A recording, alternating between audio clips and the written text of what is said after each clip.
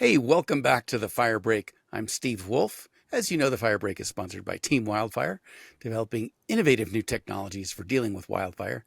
Not just look at them, but actually putting them out. And who knows what that's going to take. But one of the guys who I'm going to turn to for advice on this is Frank Frievalt. And Frank is the director of the Wildland-Urban Interface Studies Group at Cal Polytechnic San Luis Obispo, something like It's pretty this. close. Did I There's a did I lot get of any of that? a Yeah, lot of words in there. It's not easy to get it. Yeah. it is. Okay, I got the right city. I got the right university. Hopefully, I pronounced your name right.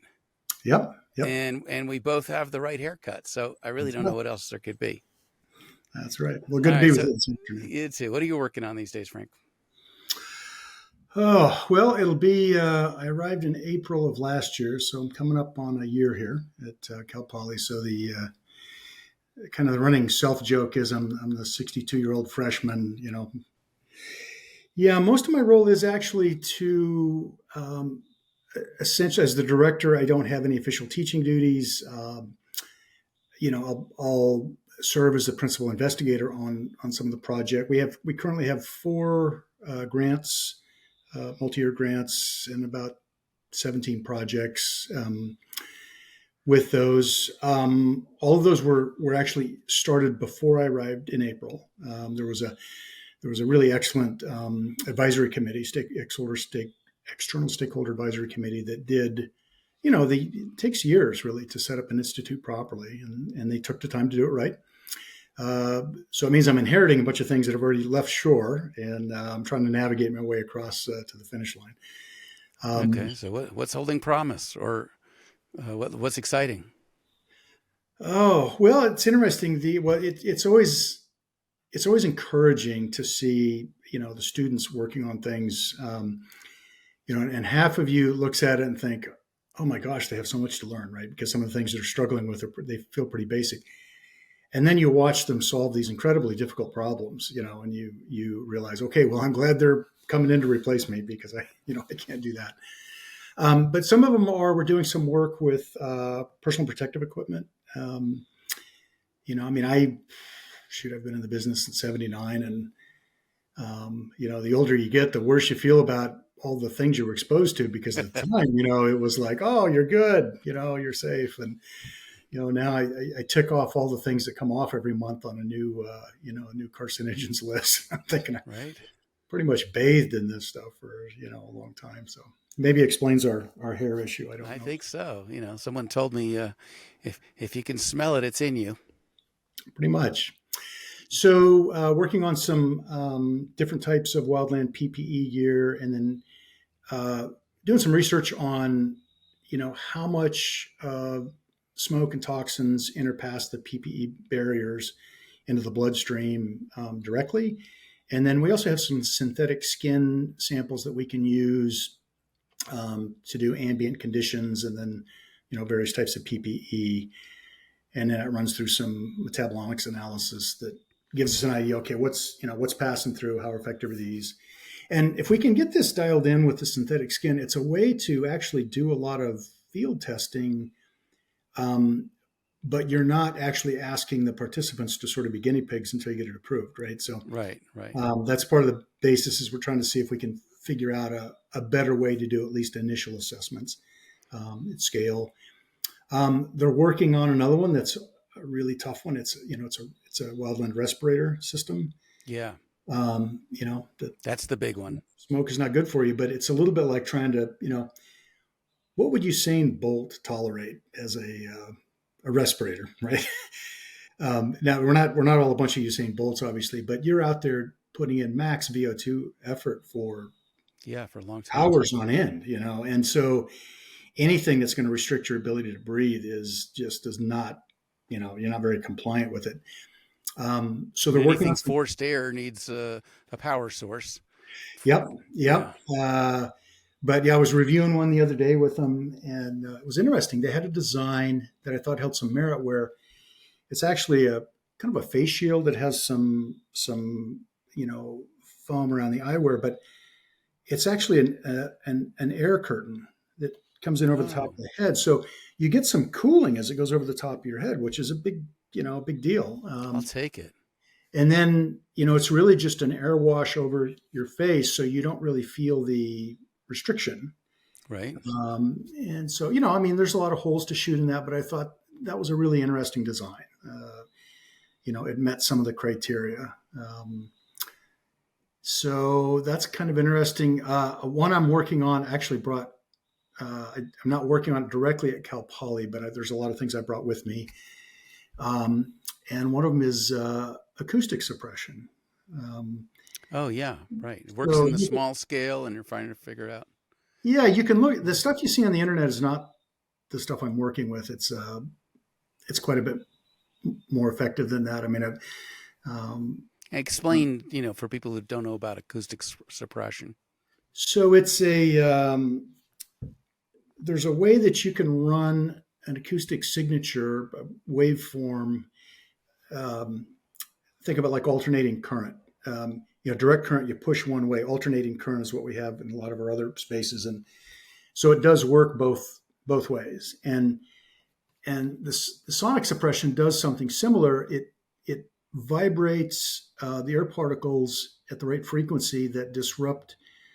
Um, as I understand, and I'm at the edge of my explanatory ability here, but as I understand it, it vibrates at the right frequency so that it disrupts oxygen's ability to connect at one or more of the intermediate combustion phases. Yep. And so, yeah, it's fascinating to watch. I watched them put out a 1A and 1B fire the other day, and it's pretty interesting. So that one really fascinates me because it's not just the potential benefit or use in the wildland setting for ember control or defense, or keep things from busting into open flame combustion, but we have these familiar with PFAS. Yes.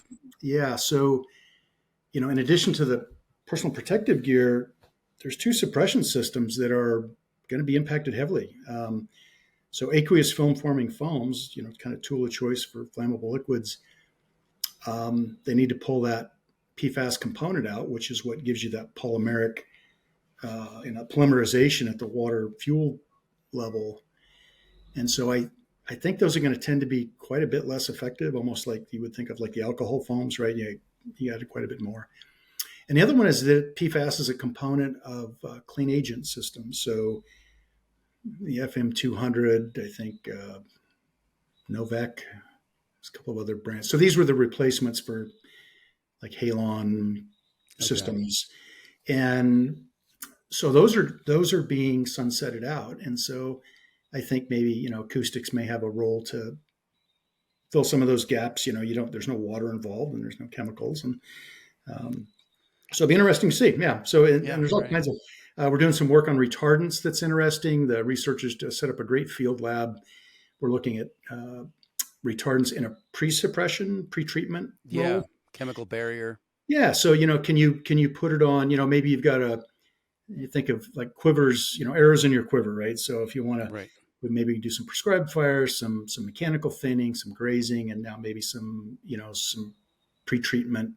So we're looking to see, how the different formulations, what leaches into the soil, what makes its way into the vegetation, and then what's its efficacy for retarding flames over time. So that's kind of a quick drive by on some. That's pretty good. And Yeah. are you doing a comparative analysis on the different formulas that are available? Citrotech versus Fortress versus Foscheck, etc. Yeah, we're just running two, and you know that's a contentious space. There's certainly a lot at stake financially, and so um, it's not like it's a huge secret. But I'm just gonna let you know we're doing a pair of studies. Well, I'm sure we'll do more in the future. But we just want to let that research run its course, and and then report out on it. Uh, but it's nice having options because the different formulations really they have better applications in one use case versus another. So I don't actually see them so much as competing as being, you know, different hand tools Complementary. in Yeah. your tool out. Yeah, yeah, Right. exactly. So one of them might be effective if you've got an hour to work with and there's time for it to dry in place because it works better dry. Other ones work better wet. And so those ones might be applied, when the fire's still 5 minutes away.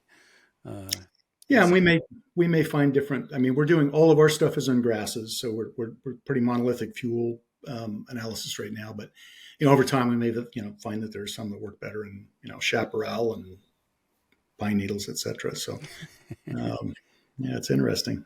all right. So you got PPE going, you got Mhm. PFAS replacement, you've got acoustics, you've got retardants. Like you're really covering a bunch. I want to hear about the rest. Well, it's interesting that and there's a lot of work. There has been a lot of work out there for a number of years. I would say I really got pulled into this kind of late in the game. A little transparency here. I think I was a lot like a lot of us in the fire service. We honestly didn't, for the longest time, sense the changes that were happening. Mm-hmm. I think I'll claim my warts here. I mean, I don't think I really understood the changes in wildfire conditions as a trend, as opposed to some one-offs where you go, "Wow, that was really amazing." I'll never see that again. And then about the fourth time you say that, you're like, "Hmm."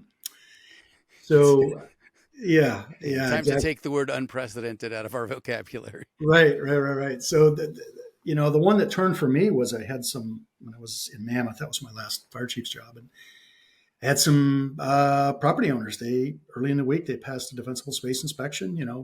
Nothing special about ours. It was good standard issue, and then before the week was up, they had a non-renewal on their insurance, and they for wildfire threat. So they called me, and I, the supposed fire professional, could not answer how that could be. And so that I'd worked with the Western Fire Chiefs for a lot of years and represented Nevada and California. And a number of years ago, we went and revisited the ISO fire protection ratings because, respectfully, we were pulling some equipment out of the museum boxes to get full Yeah. points. We needed to bring it up. So, and we had pretty good luck. I think we probably got about 70% of what we were looking for. So that's the current PPC system that they have. So I thought, well, hey, insurance, fire service, disconnect. We've done this before. So I called up Jeff Johnson, who's the CEO for the Western Fire Chiefs. Great guy, real thought leader in the fire service. And I called on the wrong day, Steve. Oh, His phone had been blowing up over issues with insurance. And so because I was the one dumb enough to call him on that day, I was dubbed the insurance expert and started us off down this path because what occurred to me is that, look, there's no stakeholders that don't want to have no loss from wildfire. I mean, everybody will slap the table on that one. right. And so if you back it up, like, well, how do you get there for existing structures? Well, you keep heat from propagating off the wildfire and its sources onto the home. Yeah. So that's hardening of the structure, defensible space on the perimeter of your parcel, and then those are ember and kind of low heat flux, low duration mitigations, that envelope. But once you get structures burning, that completely outclasses those types of mitigations. So you have to think community level mitigation. So it started a discussion where I realized, okay, the way the fire service understands the loss sequence and the way the loss or the risk transfer industries of insurance and reinsurance, the way they interpret it and look at it, it's different. Each of them are actually probably correct in their own way, but they're different. And so I realized with that disconnect, we were never going to get people to adopt these things we're asking them to do at scale if they were getting different advice. Sure. I almost think about it like during COVID, we had a period where we were in transition and, you could go to one place and they would require you to wear a mask. You'd go to another one and they weren't there yet, so you'd shop around. So it still feels like we're kind of shopping around for path of least resistance, but it's quickly going away, right? It's Yeah. becoming, as you know, it's becoming a ubiquitous kind of a problem. So I really realized that if we were going to do this at scale, we had to get alignment around a core set of mitigations that work in the field and then, get aligned behind that. So really what I'm bringing to the WUI Institute is not so much, there's a lot of excellent work, as you know, out there going on in a lot of the tier one institutions and a bunch of the other academic institutions, and and yet it wasn't connecting to the last mile, which is kind of where I came out of. Yeah. And it's not even really their job to connect the last mile, but somebody has to, and we really weren't doing that. And so I felt like I could be one level of effectiveness in the fire service, but we needed a trusted academic partner with a strong applied research background to enter this space, because the places we're going to have to go legislatively and policy wise, there is like a zero half-life for an elected official if you don't have some real firm third-party objective, and understandable, basis for what you're doing. So really our whole approach, Steve, is to look at the wildland-urban interface as a system. And it burns as a system, so we're setting out to mitigate it as a system. And our framework is to think of it as 3 fire pathways within a half to a quarter mile of a WUI community. So WUI community is 100 or more structures where the average structure separation distance is less than 70 linear feet 50% of the time. It's a fancy way for saying structures are close enough in conflagration conditions to be the primary fuel source for spread. It's not a wildfire anymore, it's conflagration. Right. Well, So it's a wildfire where the homes are the trees. Yeah, they're stacked in. And then they're stuffed with frozen gasoline we call plastic. Right. So that would be the structure to structure pathway. And turns out we didn't have a good model for figuring out how fire moves from structure to structure. There's some good work out of Colorado State University, Dr. Hussam Mahmood, who's doing that. We think he's on the right track. The Moore Foundation I was able to work with him to get him some funding, and really excited about his work.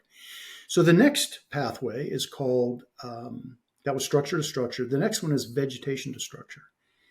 Think of that one like a donut around the outside of the community that goes 100 feet into the vegetative landscape that'll carry wildfire, and 2 layers of homes inside the community. Okay. And this is the least scientific part of this, but there's a lot of practitioner experience in it. So where the structure to structure fire pathway is mostly about, as we said, embercast and low duration, low heat flux ground fire. At this edge, vegetation to structure pathway, what we're really trying to disrupt is direct flame contact and radiant heat ignitions. Yeah. And that's really where your first responder resources are most effective. And so we've had to do some work in classifying, giving capacity, performance capacity measures and metrics to communities based on what they have. And being first responders, we know where all the warts are, right? So we know, it's those things like, that really hurts us, but I don't want to talk about it because it's hard. So that's the second pathway. And then the third one is the vegetation to vegetation pathway that is about a half to a quarter mile out, topography, fuel dependent. And what we realized is that the fire propagation models, which come from the Forest Service, and understandably, I mean, they're the ones that have done the work in all this space for a long time, but there is embedded deep in that DNA, rightfully so, of think about things from like, crown fire and, stand replacement intensities and things. And, but our approach has been, if a colleague of mine, Dave Winnaker, I like the way he says, if the campfire would have taken 3 days to get to Paradise, we probably would have had a whole different outcome, right? Yeah, no doubt. Right, time to evacuate, time to get resources in, time to prep. Well, when you get tree to tree to tree, uphill and wind all working against you, So we believe it's actually more important to understand the speed, the fastest route into the community with the fire, which is always going to chase lighter fuels. They're receptive for embers. They move faster, more responsive to changes in RH. So it's really about what's the fastest way fire is going to get into the community and start on the heavy fuels, to what you just said a few minutes ago, right? All these stacked trees, and that's what real heat flux is. So we're looking at, there's ways you can extract out of like Flam Map, and think Farsight, I'm less familiar with that one. But you can extract out these minimum time travel pathways. And then we look at, all right, rather than big Maginot Line type fire breaks that are hard to maintain Yeah. and the embers go over the top of. They jump over them anyway, Right, right? right. If an 8-lane highway isn't going to stop it, what's your bulldozer line going to do? Right, right. Well, if you can get firefighting resources on there, do defensive actions a few days ahead of time, Yeah, sure. they can be very beneficial. But in terms of, what we're responding to, all this discussion, Steve, all this discussion is about conflagration levels of loss. We've had wildfire since long before I got in the business. We've lost structures since long before I got in the business. But it's the campfire-ish levels of losses that we're all responding to because they are unacceptable. And so that's why we're focusing so much on the WUI as the system, because if we can stop that conflagration loss sequence, it solves some really big problems. One of them is we need land use policies that will allow us to get beneficial fire on the landscape at scale, and we need to do this for about 50 years. I mean, took us 100 years to get here. Right. Right? Unintentional. Yeah. The fire service, federal and otherwise, didn't do anything that the public didn't ask of them. Right? This was, we were coming out of an agricultural era. We were getting ready to drop into a couple of world wars. I mean, this was national treasure. So best of intentions, but we've got an accumulation of fuel that's unsustainable. And there are no futures without fire and smoke in them. The question is, can we do that reduction on our terms? Meaning, can we do it on red flag days?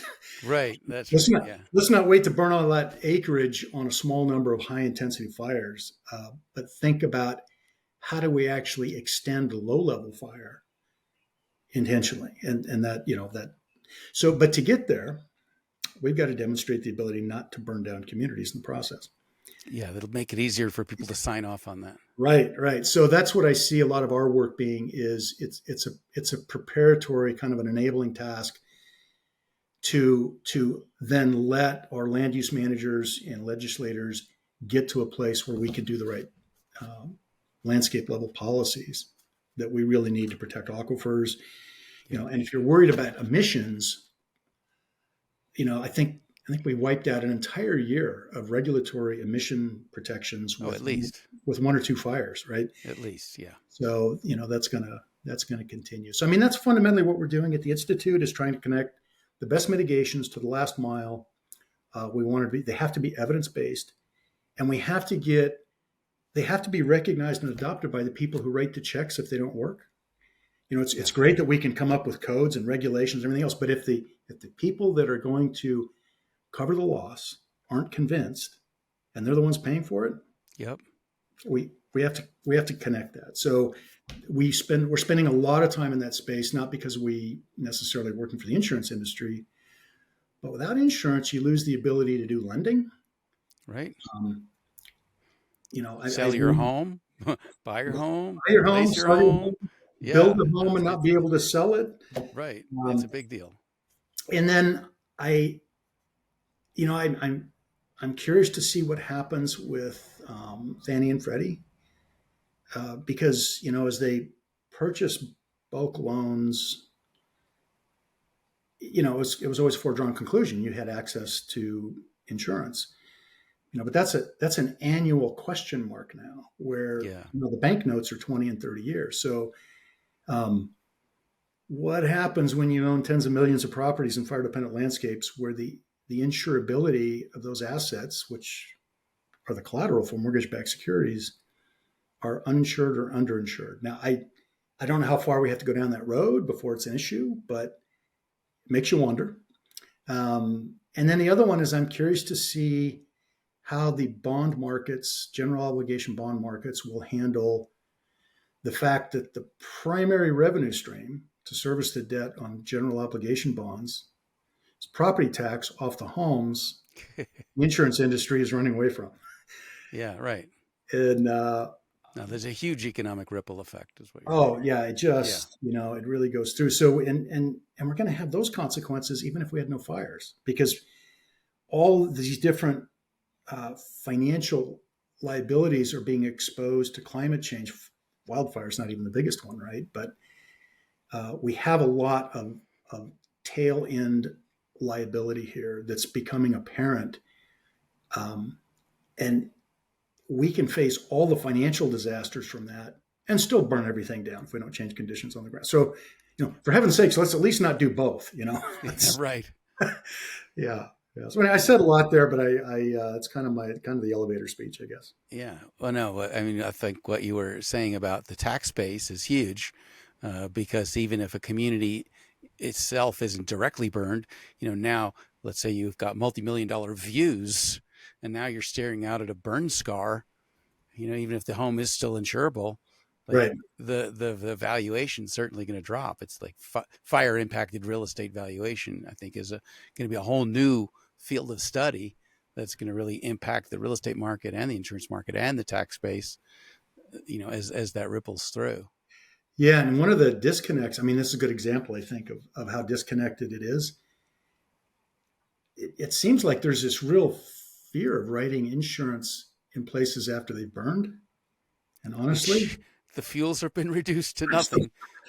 I'm not an insurance professional and I don't play one on TV, but it makes me wonder. It seems like, wow, if I had to take a risk, I'd take it there for like 5 years. Yeah, It depends on the fuel type, right. um, Well, but we it kind need of more demonstrates. granular level insurance sales, because to say we're pulling out of the whole state, you're leaving a lot of money on the table when you do that, because there are some areas at very high risk. There's some areas at very low risk. So, Yeah, and it's a challenge because we there's also a disconnect between what happens locally. Even if you had, if your local underwriters and agents understood what you were doing. Let's say you and I got really busy on our street, and our insurance agent looked at that and they thought that was just great. Um, it also is affected by global losses to climate change because that's where the reinsurance right, money's come in from. And unless you're a really really big insurance carrier, they carry reinsurance. And if you can't get insurance or reinsurance, well, then you can't write the primary. You don't take that risk. So right, there's times where even if we're connected locally and we have local insurability, understanding what we're doing for mitigation, they may have their hands tied at that global level. So we're really engaging this at a global level. In fact, I'm trying to get I've got a small group going down with me to Chile next month. We're looking at. Did you see the pictures of that place down in? I think a small community called Botania. I I did. put it Yeah, up on on your LinkedIn a while on ago. your LinkedIn page. Yeah. Yeah, it's like, man, that is what right looks like. That's what we're going for. And so we want to go down and take a good look at what were the mitigations on the ground. What's the construction type? They had 16 pilot communities. I'm not sure of the region yet, but and not all of them, pursued it with that kind of vigor. But talking with some of the people down there, they said that community really had a lot of the way they described it as social capital, and they bought in to doing it. So we want to take a good look at that, see how familiar it is to what we're trying to do here, and then point to it and say, look, you don't have any use case yet at large scale. We've got onesie twosie, we've got the Right. Miracle Lahaina house, and then we've got some here or there that survive, but that one's it's intriguing to me because it is a small community on a plateau surrounded by what looks like it was pretty significant fire behavior. And I looked on Google Maps before the fire so I could look and see. I mean, it was pretty well loaded, and those things are packed together. If they would have gotten going, But anyway, we're going to go find out. We separate what Okay. we think from what we know. But yeah, Very interesting.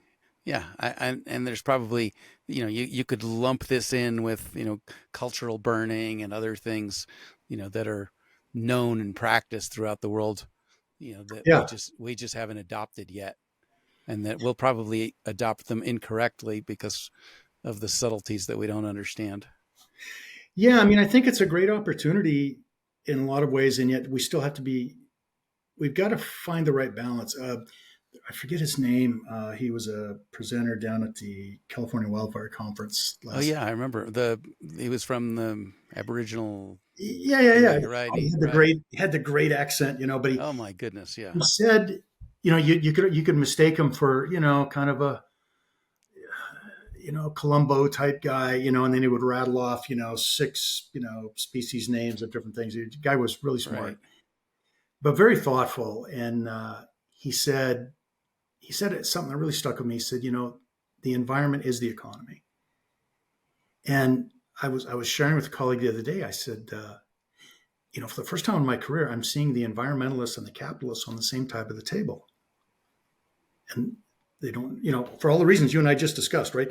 Yeah. Lending, building, realty, insurance, those are all serious financial markets. And yet they're understanding these changes in climate, and we're talking about wildfire today, but it could be the other ones.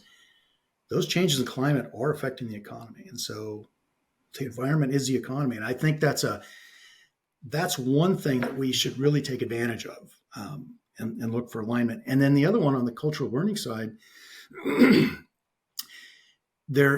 it's very similar because you were there, you heard his speech, right? So there's a lot of similarities between their Aboriginal history and our Native American history. And there are a ton of things to learn from there. It'll take us a while to break our, kind of our doctrine, and we've built up a lot of structure and things around the way we've done stuff. And when you dismantle that, it upsets a lot of people. But I also hope that we won't make the mistake of thinking that the types of risk we have on the landscape are the same kinds of risk we had 5,000 years ago, because they're not. We, especially in the U.S. and in the West, post World War II, a lot of development in these fire dependent landscapes, and if we go too fast and have some avoidable losses, New Mexico had some of this a couple of years ago. Yeah. Santa Fe was terrible fire. Yeah, yeah. I mean, that's going to shut down your prescribed fire of all types. Right. For Now I went down there to look at that fire. yeah. Yeah. So So there we, has to be accountability, right? I don't think people are gonna. I yeah. don't. That's so double edged, right? Because no fire boss is gonna say, oh, I'm gonna light this prescribed burn off. Oh, but if it goes wrong, I could go to jail. Oh yeah. That's not gonna happen, right? So Yeah. Yeah. The professionally safe move is to suppress everything, but that's not what's going to change outcomes. no, that's We gonna make it actually worse. we have one guy's opinion, but I really think we need to get to a spot where here's what right looks like in the future to me. Right, Okay. fire goes through a community, looks like Botania. Yeah, the what it looks like afterwards. Although some of these things, when you go to see them, they have miraculous comeback because fire is Yeah. what they've needed. So what should look like is it goes through a community like that, one or two structures burn, and you go, well, who didn't get the memo? We knew what to do. So the anomaly isn't going to be the miracle house. It's going to be, the small Burnt down. percentage that burnt. That's one thing Yeah. that'll look right. I think another one will be when we show up to an incident, the first thing we'll be thinking about now, instead of how do we put it out, it'll be, I wonder how many beneficial acres we can get out of this. Yeah, that's exactly right. And Yeah. especially near WUI communities. I mean, the best way to get those fuels controlled at scale, it is actually through managed fire, as long as you're doing it under the right conditions. Right. But it's And the yeah, last thing we think about now. I think about it all the time. I think, well, a Well, fire, I think, a fire is, it started. Okay. So it got to decide when the unprescribed burn right, started, right? right. Lightning decided to start that, or a power line decided when it happens. But at that point, you don't go into panic mode and say, let's just get this whole thing out. You say, you know what, let's let this thing burn where we don't have values at risk, where Yeah. no one is going to have to write a check. And you've been following this, this workforce really crisis in the wildland setting. And I just read an article the other day. In fact, I sent it to somebody and said, this may help explain some of the oddities about me, because the author did a really good job explaining this lifestyle you have, doing, seasonal firefighting. And then traveling, it's like ski bums, right? It Yeah. is, you're a young person, and I mean, it's Right. just really quickly, you either love it or you hate it. So that sorts itself out. It's a young person's game. It's nearly impossible to raise a family on. I was in it about 9 years before I thought, yeah, I probably need to, look at something a little more long term. But I loved it. I wouldn't have, if I had to do it over again, I would do it, and I would also get out of it. But the point I was going to make is, if we could just change our mindset and turn that seasonal workforce into a year-round workforce, Yeah. and say, look, you're actually going to have a regular and increased income Right. that'll be predictable year-round, because we're going to take a national policy that says, first and foremost, we will suppress fires that are going to be out of prescription or going to put, um, you know, assets, people, property at risk. But beyond that, we're just going to expand the suppression mission to bring every capability we have in that with us and drop it right on prescribed fires. So that the same way, I don't know, if I had a map behind me and I threw a dart and was lucky enough to hit it, you could go to the National Fire Center and you'd find somebody's responsible for that. They'll find who's there. And we need to have the same mindset for if we get the opportunity to do some managed fire, bring the same assets and resources, same ordering systems, same contracts, same everything, so that every year, instead of you're wondering, do we have a big fire year? Right. And those are expensive ventures to do. And then you get a couple of slow years and, they can go under. But if you knew that every year, look, you're going to have the same volume, the difference is going to be, are you on a wildfire, prescribed fire, managed fire, all the above? Right. The like business business smoothing out its income. Right? Exactly. Let's get rid of those peaks and valleys and let's start putting, Yep. And it just would bring some certainty and some stability, and we could start intentionally manage things that I think at a really good scale. And I also think having the public see us make the same commitment, same rolling stock, same crews, same everything, in the prescribed fire world, especially around their communities. And we have to spend some time.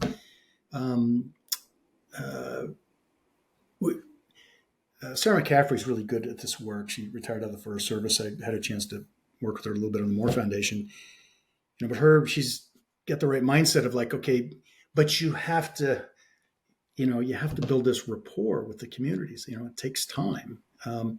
So how do we build local confidence in a prescribed fire plan that might not get executed for 5 years, and when they do, it'll be some IMT out of some place that's never been there. Right. So figuring out how we have that local connection, build some trust in the system, but we have to move at a pace that's going to stay ahead of this tsunami that I feel like is on the way. So that's usually my concern is, there's a right way to build the social trust. I don't know that we're going to have the time to do it all correctly. We can't not do it, but we also can't take so long that it's irrelevant, because we have so much intense fire blowing through things, we lose the purpose.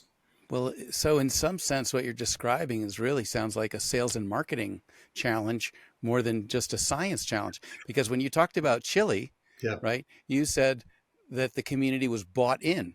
So if you buy into something, someone has to have sold it to you. And the question now becomes, what is not the wildland-urban interface? What's the interface between people who know what needs to be done and people who need to consume that service? How do they get on the same page really quickly? Right. So it's to create the buy-in, you have to have the sell. I don't want to say sell out, but right. The marketing, like it's the science alone is not going to do it. No, and fear alone is not going to do it, because it has to be funded. So, the question is really, how do you quickly get communities on board with this? No, you had a bunch of really good points all packed in there. Maybe it's because I had this experience, but I when I was in Mammoth, I had fielded a type 3 incident management team just for all risk, because we're really isolated back there. And we hadn't quite finished up our training. And of course, COVID hit. So we went to, I stepped down for a year out of the fire chief job, delegated that to my um, chief officers and managed the EOC. And a lot of transferable lessons, I think, from there into here. So, one of the struggles we had there was um, the politicization of science, right? And we've seen that in the That's past, right. right? Yeah. It's nothing new, but it really got polarized there with between the politics and the intrusion on business and personal choice, and so there was this transition period there where um, this it was almost a nightly battle on, okay, well, whose scientist are we going to listen to? Right. Who's the brightest Right. person in the room? Yeah. And there were valid points to be made, but eventually, to your point, I think we won the day because it was the first time of an incident, managing an incident, Steve, where the public information function was operations, Yeah. right? Because we didn't bend down that curve through operations. We bent it down by convincing people at scale. You know what? Masking, isolating, immunizing, um, minimizing your travel, all these things that are a personal detriment to you. Right. These are all intrusions. People still generally decided to do it at scale. And that's really what, I mean, we needed the science to get a vaccine. But to your point, having a vaccine at the Pfizer shop and getting herd immunity Yeah. through vaccination, there's a lot of A lot of intermediate things that mileage. have nothing to do with science, right? That's right. So It's all.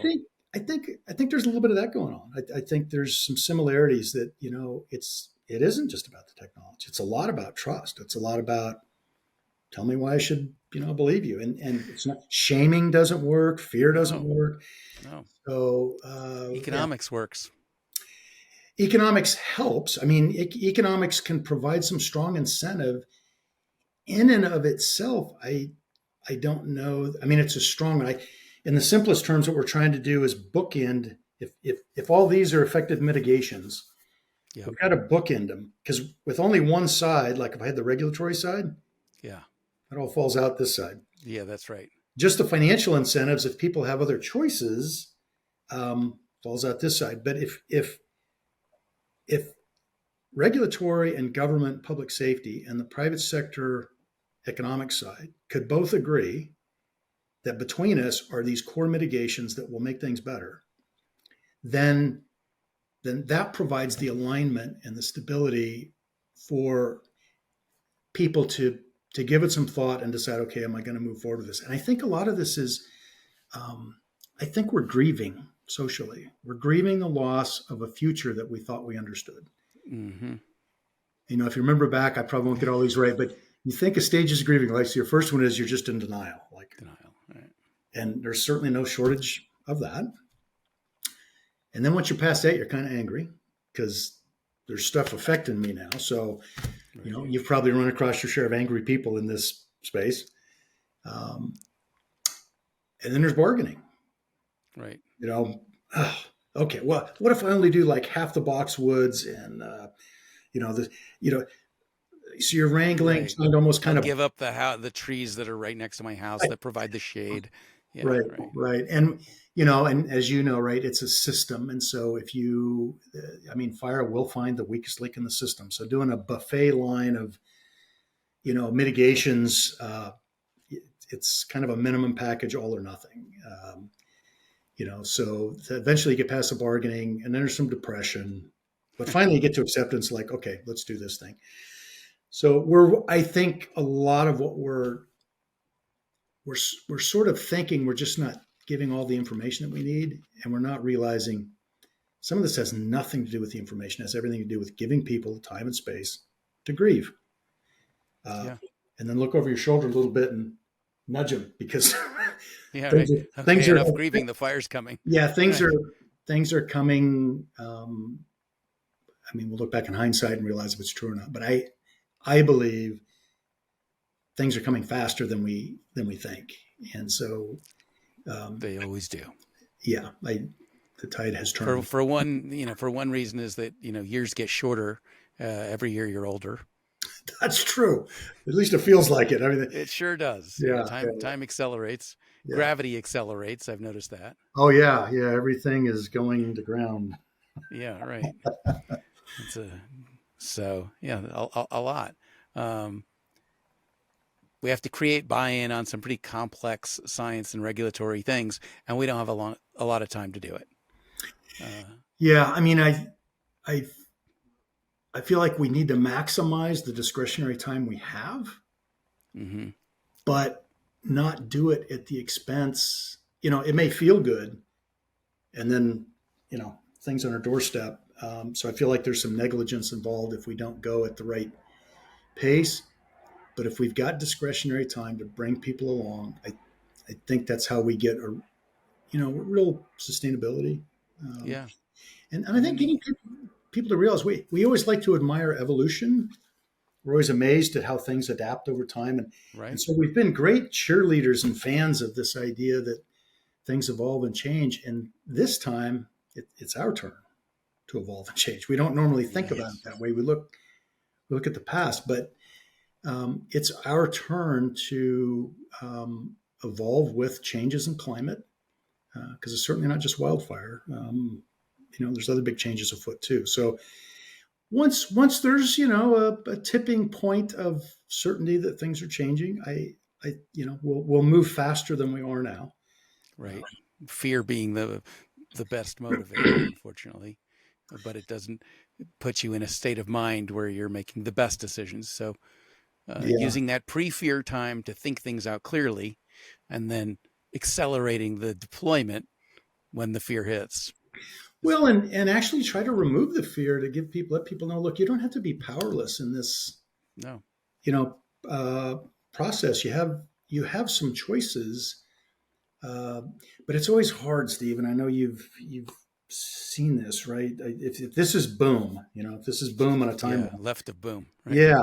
So left of boom, political considerations, social acceptability, financial realities, those all shape what we'll tolerate as mitigations. Left of boom, right of boom, none of those have any influence on the physics of what follows. Yeah, And so in this case, I see us making the same old mistake, right? That well, our choices on what to do are really limited by what's socially acceptable. And at some level, that's true. However, if we do that, I think you want to be able to say to people, look, you may vote to not do anything. And you know what? That's what's going to happen if you vote to that. That's yeah. we live in a democracy. Do not mistake that as a physics altering action. There you go. Don't mistake those two. This all comes down to physics and chemistry. Yeah. Uh, but you could pitch the freedom aspect that without the proper regulatory and economic uh, buffers in place, and without the physics mitigation in place, you lose your freedom about where you want to live. Oh yeah. No, it's a great point. Years ago, I picked up a political science, entry level political science class for somebody who'd gotten ill and just covered it for him for a semester. And there was a young man in the group there, and he was kind of generally not pleased with government regulations and things. And are you familiar with Burning Man out in the Black Rock Yes, Desert? sure. Yep. So anyway, he had gone out there for the experience and came back, and he really surprised me because we were doing some current event things, and he goes, I was out at Burning Man and it was pretty cool, but there were people with no clothes on cooking in the kitchen. And I was really glad we had those hand washing rules and the Uh-huh. hairnets so it took a different example for him to see, hey, these things are actually, in your benefit. Yes. And I think another thing, Steve, that affects it is, we're country comes out of a Magna Carta DNA, right? Your home Yeah. is your castle. And in a lot of ways, when you're living really dispersed, yeah, if you lose your home, that's kind of on you. But as we get into these dense WUI communities, where the primary consideration on whether your house survives is if the next one does, That's right. That's different than home flooding No, or a absolutely. hurricane or a Absolutely. tornado or the rest of it. So this one's unique in that, again, you get below that 70-foot mark, it starts to have a big influence on what happens to you. It does. And I'm not even sure, and that we should be calling that area around your home defensible space, because that implies that you should stay home and defend it, which is probably not what you should be doing if the fire's bearing down on you, right? It should be a space that increases the likelihood that you'll come home to a home. Yeah, Uh, I'll leave that but to marketing folks. It's not my yeah, strong suit. right. All right. Well, the thing is, when you look at the grants that you're processing through the university and working your way through, like, where's the grant to get people on board? And, maybe that's what we're working on here. I don't know. But I cannot thank you. We definitely have to continue this conversation. Uh, Yeah. and What's thank going on with you? You're getting a bunch of people coming through. What are some of the exciting things you're hearing about out there? so much, really. But a lot of it, it really comes down to what we focus is on attitudinal change. Like, Yeah. this thing is coming, whether you're ready for it or not. And there'll be people who are ready to deal with it, and there'll be people who won't. Yeah. And unfortunately, as you said, that's evolution, right? Yeah. It's our turn. We see coming. Yep. It's our Yep. turn. Frank, thank you so much for joining me today. Oh, absolutely. It's been a Frank pleasure. Frievalt, for the director of the WUI Institute of the Fire part of Cal Fire San Luis Obispo. Thanks for joining us again. We're sponsored by Team Wildfire, where we're working on the physics side of this. All right. But someone's going to have to do the rest. Be All well. right. Very Thanks good. for listening, and take care. All right. Take care, Steve. Bye-bye.